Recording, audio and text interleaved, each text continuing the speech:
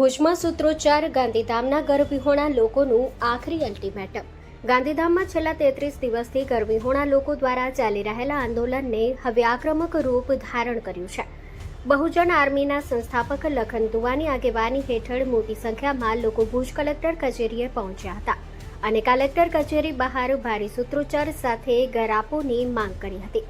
Kutch collector કચેરીએ આખરી ultimatum આપતા જણાવવામાં આવ્યું હતું કે જો આગામી 15 દિવસમાં ગર્ભવિહોણા પરિવારો માટે યોગ્ય નિર્ણય નહીં લેવાય તો ગાંધીધામમાંથી પગપાળા 1000 જેટલા લોકો સામૂહિક હિજરત કરી કલેક્ટર કચેરી ખાતે આવીને બેસી જશે। છેલ્લા 33 દિવસથી ધરણા પર બેઠેલા તમામ પીડિત લોકોએ એકસૂર થઈ તંત્ર સામે ભારે આક્રોશ વ્યક્ત કર્યો હતો।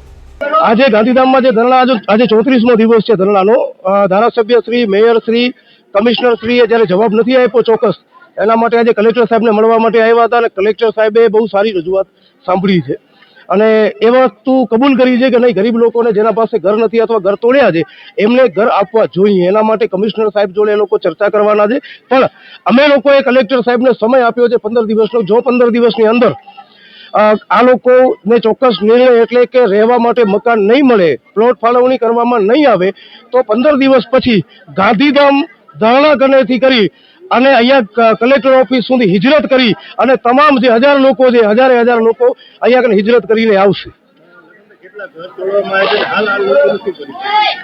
ઘર તોડવામાં તો ઘણા બધા એવા છે। ગાંધીધામની પરિસ્થિતિ આપ સૌને ખ્યાલ છે। એક જાતિવાદી કમિશનર અહીંયા કને આવી ગયો હતો ને એનું તો ભાઈ એવું છે કે સરકારમાં સારું લાગે, મોદી સાહેબ આગળ સારું લાગે, મુખ્યમંત્રી સાહેબ આગળ સારું લાગે, એના માટે ગરીબોના ઘર તોડ્યા છે। પછી વાત કરું કે ભાઈ કેટલા લોકો છે, તો આનામાં કમસે કમ ધરણા ઉપર દરરોજ બેસે જેવા 500 થી 600 લોકો છે અને તમામની પરિસ્થિતિ ખરાબ છે। દબાણ કોણ કરવાનું છે? જે માણસ પોતાનું મકાન નથી લઈ શકતો એ દબાણ કરવાનું છે। મોટી વાત તમને એ કહું કે તમામ હિન્દુઓ છે, આ કહેવાતી હિન્દુઓની સરકાર છે, આ કહેવાતા હિન્દુઓના સંગઠનો ક્યાં ગયા બધા? આજે 34 દિવસ થઈ ગયા, કોઈ હિન્દુ સંગઠન અહીંયા કને આવ્યું નથી। અહીંયા કને બ્રાહ્મણ છે, ક્ષત્રિય છે, પછી અહીંયા કને પટેલ સમાજમાંથી છે, ગઢવી સમાજમાંથી છે, એવન જૈન સમાજમાંથી પણ ગરીબ લોકો છે જેમના મકાન તોડવામાં આવ્યા છે। ક્યાં ગયા એ બધા હિન્દુ સંગઠનો? એટલે આપણે બીજા કોઈ ધર્મનો વ્યક્તિ કાંઈ બનાવ બનશે એટલે દોડીને ચાલ્યા જશું, જ્યારે 1000 પરિવારના મકાન તોડી નાખ્યા તમામ હિન્દુ છે અને 34 દિવસથી ગાંધીધામ મહાનગરપાલિકા આગળ ધરણા ઉપર બેઠા છે। આ હિન્દુઓની કહેવાતી સરકાર ક્યાં ગઈ? હિન્દુઓના ધારાસભ્ય, હિન્દુઓના સાંસદ, હિન્દુઓના મેયર અને હિન્દુઓના કમિશનર ક્યાં ગયા? આ પ્રશ્ન સમસ્ત હિન્દુ સમાજ, હું પોતે હિન્દુ છું, આ તમામ લોકો હિન્દુ છે અને અહીંયા કને હિન્દુ સંગઠનો અને હિન્દુ ધારાસભ્ય, સાંસદ ને આ લોકો ક્યાં ગયા? હિન્દુઓની સરકાર ક્યાં ગઈ?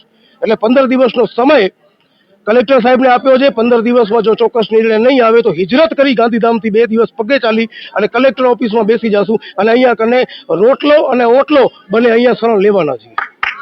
मेरा नाम अंजू पारिक है। हम लोग पहले झोपड़ी में रहते थे, हमारा घर तोड़ दिया है। 6-7 महीने से हम लोग रोड पे रह रहे हैं। जब किराए पे रह रहे हैं, किराए भर नहीं पा रहे हैं तो बहुत दूर रहने चले गए। अभी हम ऐसी जगह रहते हैं जहाँ हमको दवा की सुविधा नहीं है, पानी की सुविधा नहीं है, मगर मजबूरी में हम रह रहे हैं।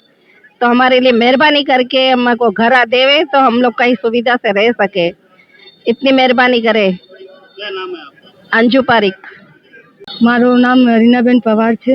અમે ગાંધીધામથી આવ્યા છીએ। અમારા ડિમોલેશનના મકાન તોડવામાં આવ્યા હતા તો અમને કલેક્ટર સાહેબે નિવેદનપત્ર આપ્યું છે કે અમને 15 દિવસની અંદરમાં અમને સારી નિર્ણય આપી દે અને અમને આવાસ યોજનાના મકાનની માંગ છે અમારી, જલ્દથી જલ્દ અમને કરી આપે, અમને સમર્થન આપે જે એમ હોય છે। ભાડાના મકાનમાં રહીએ, રોડ પર આવી ગયા, અમારા મકાનો તોડી નાખ્યા।